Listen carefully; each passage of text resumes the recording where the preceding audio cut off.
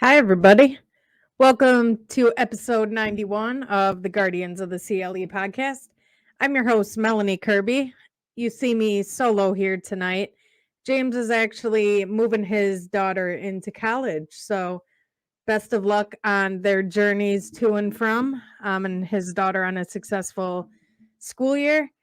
And we currently have the Guardians in action against the Los Angeles Dodgers in what was supposed to be Ahmed Rosario's return to Progressive Field. But as frustrating as it is, the Dodgers actually use him as he should be used. And he doesn't really face righties. So we weren't going to get the two guys who were traded for each other facing each other, as Noah Syndergaard was on the mound for the Guardians. He just completed the sixth inning. He's only allowed the 3 runs. He gave Will Smith an absolute meatball, 84 miles an hour, right down the middle of the plate in the first inning to score 2 of those runs. And then Freddie Freeman does what Freddie Freeman does best and singled home Mookie Betts for the Dodgers' second run of the night. The Guardians, Thor calmed down a little bit and he was able to limit the damage. And the Guardians scored 2 of their own on RBI singles in the bottom of the fourth. So that's kind of where we sit in the sixth inning at Progressive Field. And I don't know. I mean, I've pretty much stopped paying attention to results with this team. And I kind of mentioned it last week, but I've been a lot happier that way. Because whether any of us want to admit it or not, this organization made the call at the deadline that we're going to look towards next year.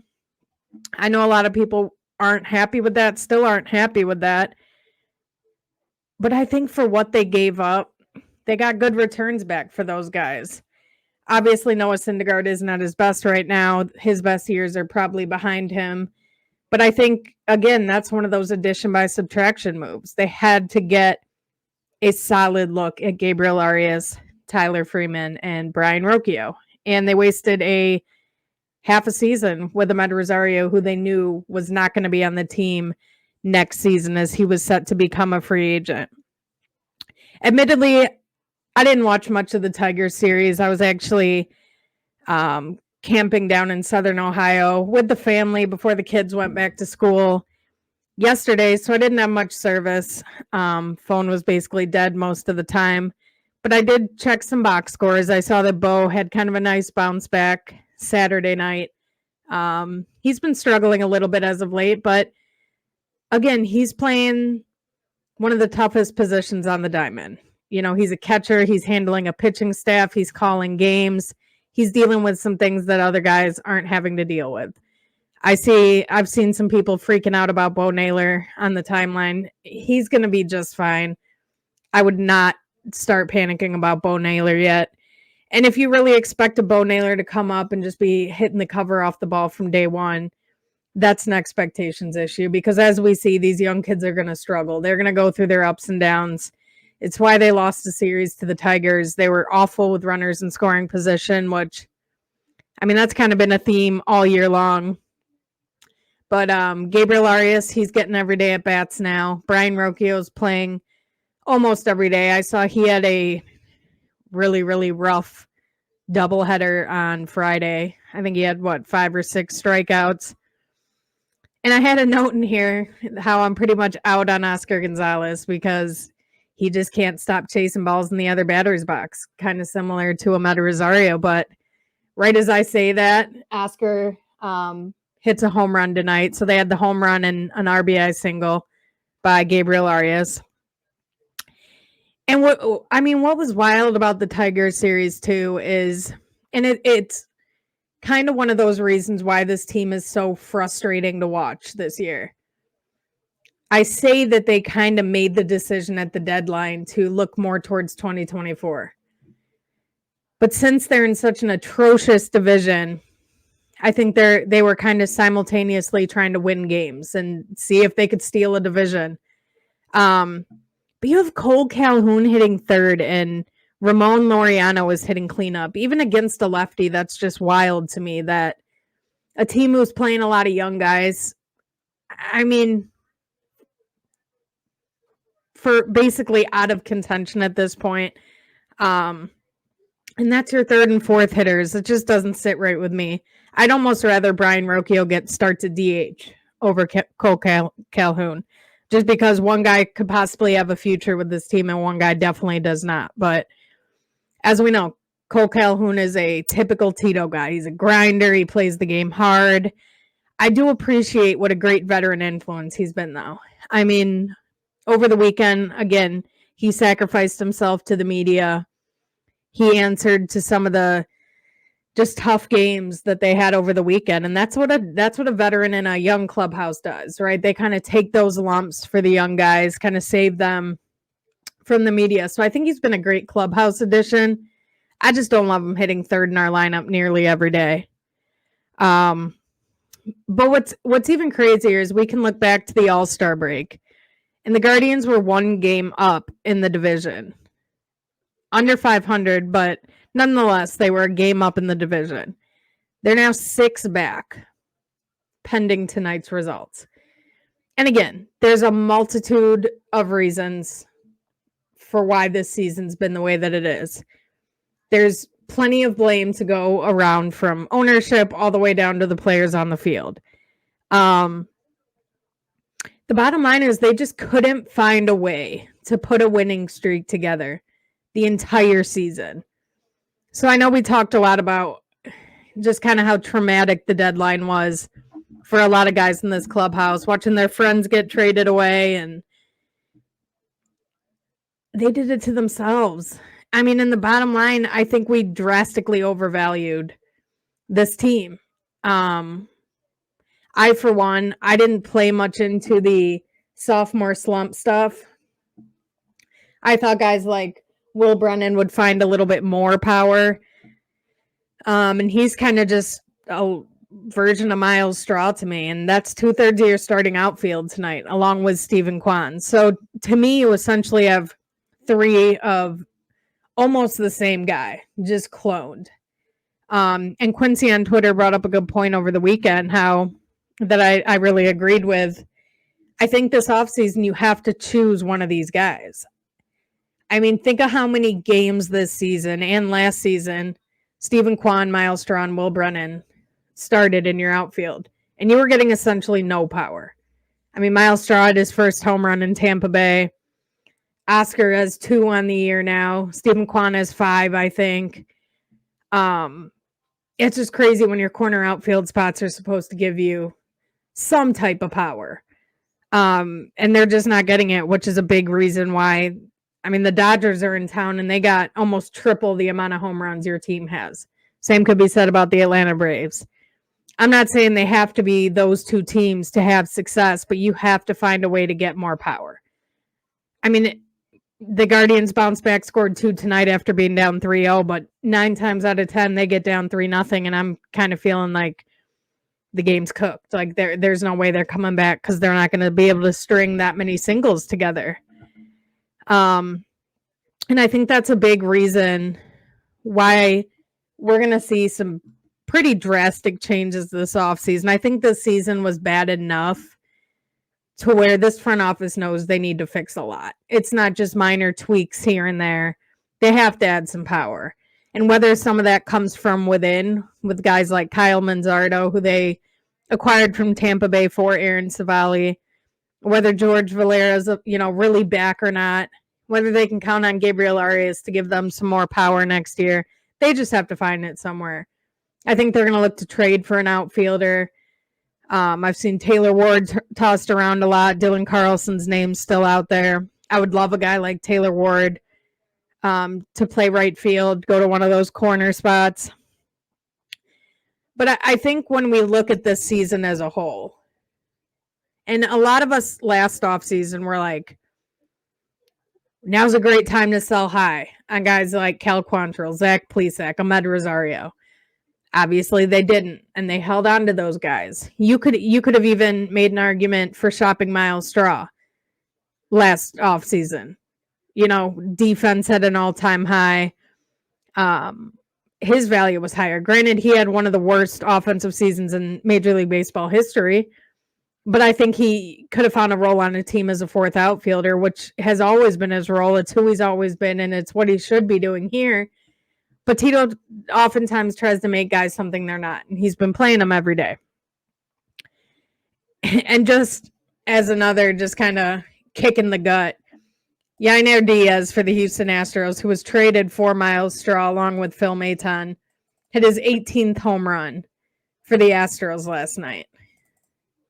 And we traded him for Miles Straw when this team desperately needs power.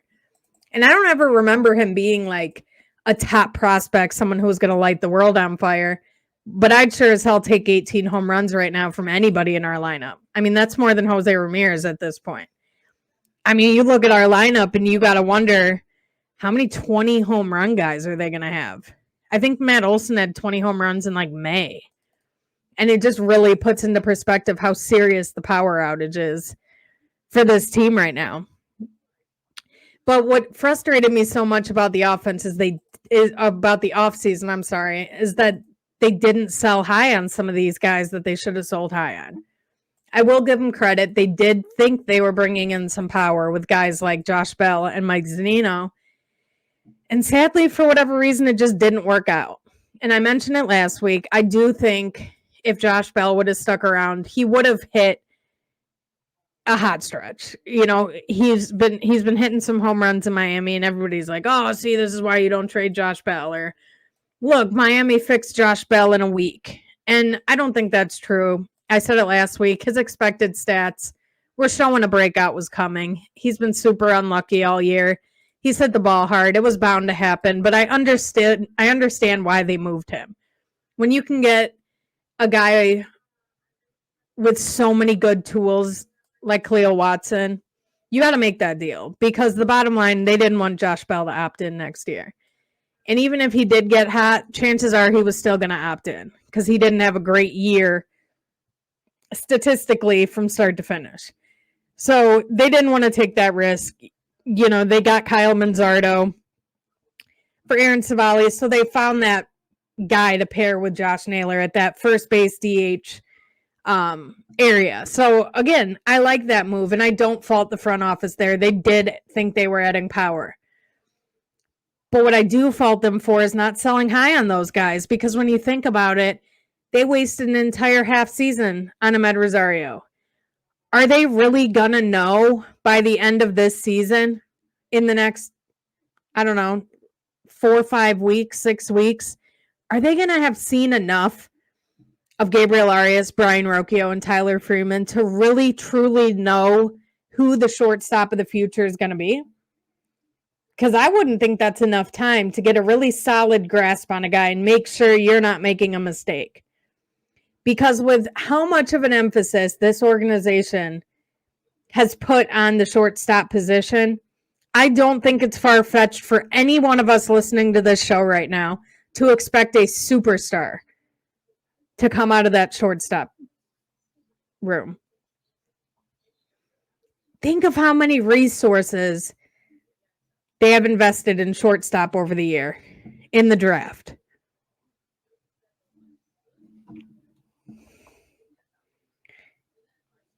I mean, it's not far-fetched of any one of us. There should be a star as the shortstop of the future for the Cleveland Guardians.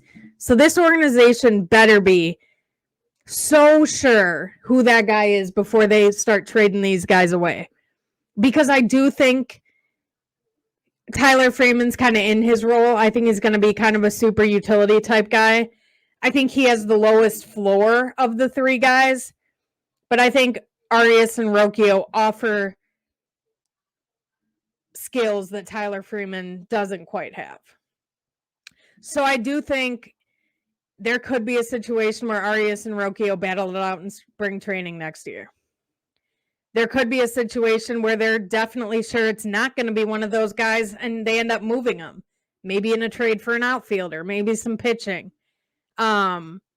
That remains to be seen, because there's still a whole nother wave of shortstops coming up through the system. So I don't know that 6 weeks is enough. They should have been evaluating that position the entire year. But again, they didn't want to mess with the vibes. Like, this team leads the league in vibes, and I've been saying that since last year. But you look back to the playoffs last year, it took them 15 innings to score 1 run on an Oscar Gonzalez walk-off home run to eliminate the Tampa Bay Rays in the wild card round. And then they struggled just as much against the New York Yankees in the ALDS. And obviously it's, besides the Savali collapse in Game 5, it's a big reason why they lost that series. So again, who's the shortstop of the future? Where does Tyler Freeman come into play in all this? Jose Tena, could he be a trade chip? You have Angel Martinez coming up. You got Juan Brito in the middle infield. He's coming up. Khalil Watson's still playing shortstop at Lake County. Mylan Tolentino is another shortstop in the lower levels. They have Jake Fox, who he's been playing a lot of center field lately, but he's a guy capable of playing the middle infield. And the list goes on and on. So I think that's crucial. That's something that I'm paying attention to over these last 6 weeks, more so than results. Is Gabriel Arias getting every day at bats? He's been getting a lot of shortstop time lately. Is Brian Rocchio playing every day? Those guys can play third base too. That's helpful. Jose Ramirez can get off his feet because, again, he's massively struggling right now, right? Jose's struggles in the second half right now are another big reason why you're now sitting 6 games out of first place when you were a game up at the All-Star break. It's been a second half collapse from this offense after showing some signs of life in June and early July. And again, I don't want to not address the elephant in the room. Josh Naylor went down with the oblique injury right around the trade deadline. That's when Jose Ramirez moved up into the 2-hole, and he just hasn't had it the last couple weeks. Over the last 14 days, he's hitting 189. 7 for 37 with only 2 extra base hits, which is 2 doubles, 0 home runs, and 1 run batted in. It's not going to get it done. It's not going to get it done by your best player, and I don't think he has a broken bone in his hand, his finger, this year. I think a big part of that is not having Josh Naylor behind him to protect him. Cole Calhoun or whoever else is in that 3-hole is not enough protection for him. He doesn't like to take his walks. He's going to keep swinging. They got to get Jose Ramirez out of this slump to just feel good going into the offseason. I'm not expecting any type of playoff push from this team right now. If it happens somehow, great. But 6 games back, I know they still got 6 games against Minnesota, but I just don't see it. The starters have been great. Noah Syndergaard's holding his own. He just went 6 innings tonight. It's what you can expect from a 5th starter. Joey Cantillo, I think, had 5 strikeouts through 4 innings at AAA Columbus tonight. I think there's a scenario where maybe in September you see Joey Cantillo come up. Maybe they go with a 6-man rotation to help the rookies and Logan Allen, Tanner Bybee, and Gavin Williams kind of ease up on their innings just a little bit. Because if you're not in a playoff push, why risk it other than kind of just getting them to a place where they can gradually increase their innings again next year without getting them hurt? So again, that's what I'm looking for. Can we see another young stud pitcher in Joey Cantillo get to kind of showcase what he has in September? That's going to be exciting. And just another side note, as we kind of start to look ahead to 2024, and a lot of big decisions need to be made on some of these players that we've talked about. But then you look at the manager, and pregame today, Tito kind of hinted to the media that his future is kind of up in the air. He said he's feeling old and beaten up, and he's had some conversations with Chris Antonetti and Mike Chernoff about his future, but he's not ready to announce it yet, that it would take away from the players in the second half of the season. I mean, obviously there's no way to know for sure, but it sure sounded like it could have been a retirement announcement could come at the end of year type of conversation. And we look back to last year. He said that team energized him. All the success they had, the come from behind wins, the last at bat wins, that energized him. And this year, I have to imagine he's feeling pretty beaten up, mentally, physically. It's been a tough season. But if that does happen, could he maybe stick around the organization in some capacity and maybe even be able to lure his good buddy Kevin Cash away from the Tampa Bay Rays somehow? to come manage the Guardians. And I mean, again, I think Kevin Cash has a year left on his contract with Tampa Bay, so something creative would have to happen there for that to work.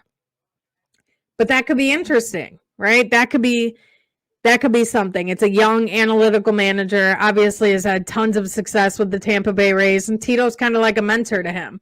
I think someone like that would be the dream after Tito.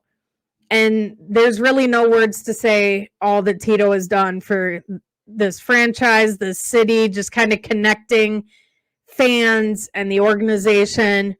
He's had a great run here. And, you know, sadly, 2016 didn't end in a World Series like it should have. We know 2017 was a disappointment. That was probably the best team yet. And they just haven't found a ton of playoff success. Is that all on him? No. The players got to play at the end of the day. But that might be another question mark in the offseason. Who's going to manage next year? Is it going to be Tito? Is it going to be somebody else? These are all storylines we can kind of start to pay attention to as the offseason starts getting a little closer here. And the reason I say that I'm paying attention to certain developmental things over being solely focused on wins and losses is because I already know this happens every year, even after 2021. It's such a disappointing season, all the no-hitters. It was just kind of a disgusting year, right? You know, JC Mejia, Sam Hentges starting games for you. It was just kind of a mess. But that winter, those cold, short, dark, blizzardy days of winter, I just crave baseball. Right?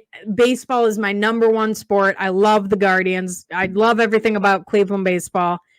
So I'm just trying to appreciate the time we have left with this team before those fall and winter months get here. And, you know, we're going to be waiting for spring training. So for anybody who's frustrated and struggling and this team's driving you crazy, just try to put it in that perspective of think of how you're going to feel in the winter. You're just going to want to watch any type of baseball game. So we might as well cherish the baseball we got here. Trust me, I know more than anybody. This has been a super frustrating season. And I always thought, dating back to when the season started in March, I just kept hoping that they would get hot. They would get hot and they'd start to run away with the division because Minnesota's never ran away with the division. This 6-game lead they have is the biggest lead they've had all season. They've been trying to hand the division to the Guardians, and the Guardians just don't want to take it. It just is what it is. That's just what has happened this season, and it doesn't look like it's changing anytime soon, sadly. Finally, before we get out of here, we're talking so much about what went wrong heading into this year, what's went wrong this season. How about what we have to look forward to? And some minor league promotions that are kind of overdue to happen with some pretty big players in our future here over the next couple years. So Kyle Manzardo, we know when we acquired him, he was still recovering from an injury. He was on the injured list. He's now in the Arizona Complex League rehabbing. He's doing what he needs to do down there. He should be up in AAA shortly, and I think we'll see him in Cleveland probably in September. And it'll just be exciting to get to see some at-bats from him and see what we kind of have to look forward to in 2024. And just another disclaimer, if he doesn't come up and hit 10 home runs right away, don't panic. These young guys are going to go through those struggles. That power is in there. He's going to be a high average guy too. He's got a really fun hitting profile that I'm super excited to watch at the major league level.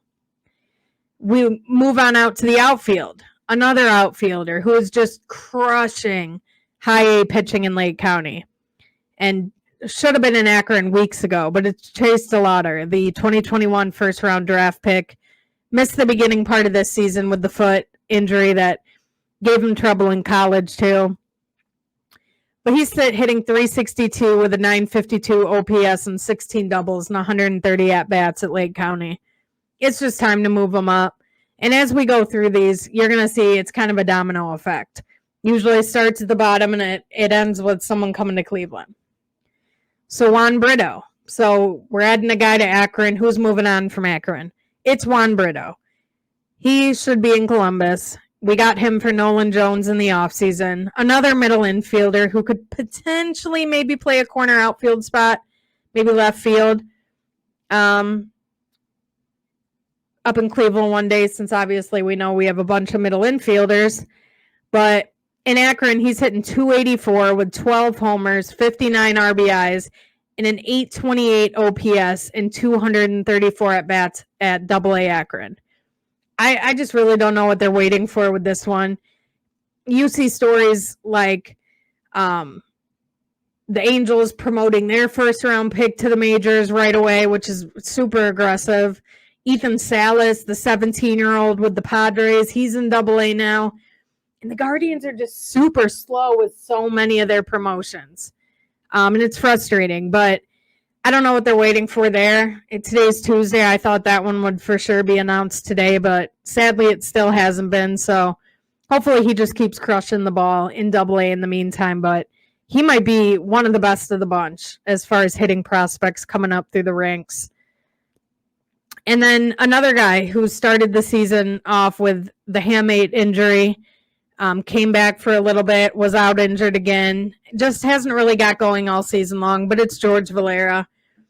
If they do like a Juan Brito promotion, start moving some guys up through the ranks, I could see George Valera finally come up to Cleveland.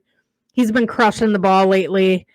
Like his exit velocity is insane right now. Like it would compare to Shohei Ohtani in the majors. He's been crushing the ball so hard. The home runs have been coming in a flurry lately. He's on a big time power streak right now. And this organization typically likes to call guys up when they're hot. So why not George? Why not JV13? But then another guy who could kind of challenge, I don't know if I'm ready to say challenge George Valera yet, because I think George Valera's still got a leg up on him, even with the disappointing season. But it's Jonathan Rodriguez. And he's just so interesting because this dude just hits dingers. Like, he just hits bombs. He crushes the ball. But he swings and misses a ton, too. So he's going to swing hard. But if he's missing, we're seeing it with a 41% strikeout rate. So when he misses big.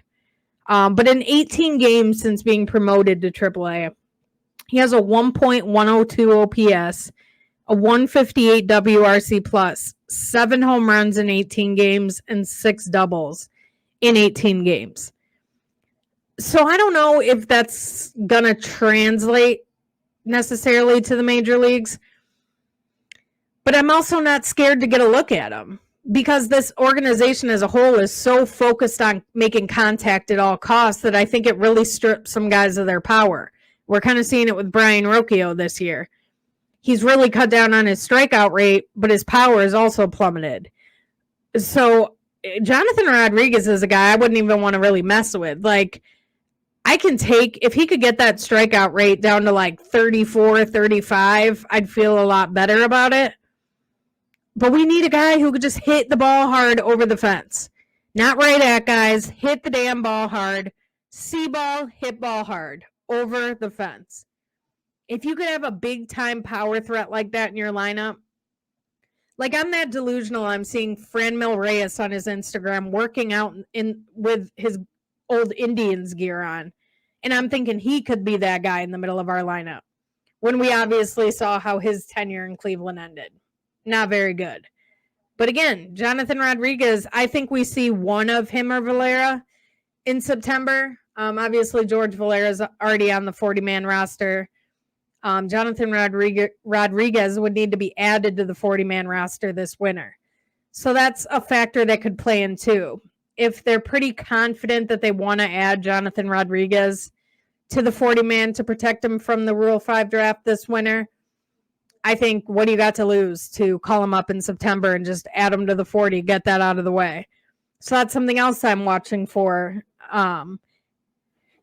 as we head down the stretch run of the season is what guys are going to get a look in September, right? It's going to be fun to kind of just see these guys be able to showcase themselves.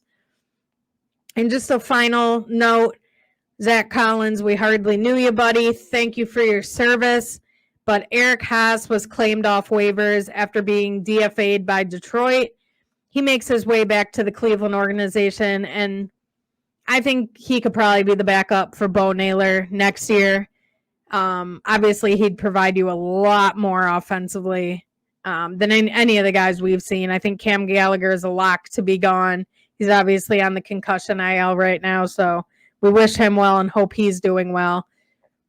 But I hope this episode, I was kind of able to give the listeners some perspective and list some guys who we can be excited about. Just because this season was so massively disappointing, it doesn't have to mean we're not going to be good for the next decade. Our pitching is still elite. Sure, we just got stomped by the Tigers in our house, but the Tigers have no pitching. And we can look at the Tigers and feel better knowing that Riley Green, Spencer Torkelson, and Kerry Carpenter were bad last year. I mean, Riley Green struck out all the time. Now they're coming into their own this year, right? They're in that second year in the majors, getting that experience, and they're finally getting comfortable and finding some sustained success. So when you look at our young offensive players, I think we can hope for that in 2024 as well. If they can bring in some external additions, some veterans who can actually play and are still good and not washed up, and you combine that with the young talent we already have here, and the young talent still going to come through the system. I mean, the best wave is coming in like 2026, 2027 with Welbin Francisca, Chorio, Ralphie Velasquez, who just got drafted. I mean, that wave's going to be special too. So if they could just kind of supplement this young talent from within with maybe some bullpen help, an outfielder on the trade market, I think 2024 could be a really big bounce back year for this team. And if not, we're going to enjoy the ride anyways because we're true fans and we love baseball. But I want to thank everybody for listening again tonight. Cole Calhoun just hit a 3-run homer. So forget everything I said about Cole Calhoun earlier in the episode. I think he's great in the 3-hole. Guardians are up 7-3 in the bottom of the 7th inning versus the mighty Los Angeles Dodgers. So let's go, Guardians. Let's bring home a win. Make sure you go follow the podcast page at Guardians OTCLE for all your podcast news. Any guest announcements, anything of that nature, we'll have it posted there, so you don't want to miss that. My Twitter handle is posted on the screen if you're watching the video, at Mello_NIE91. And head on over to BelieveLandMediaLLC.com. We got high school football underway. The Browns and the Buckeyes are about to get rolling again. We got you covered. All the podcast, written content on all your professional sports, college sports, and high school sports. That's the place to be. You don't want to miss any of that. So I hope everybody has a great evening and a great weekend here coming up, a week before Labor Day. We will catch you again next week. And in the meantime, stay safe, stay healthy, and go Guardians.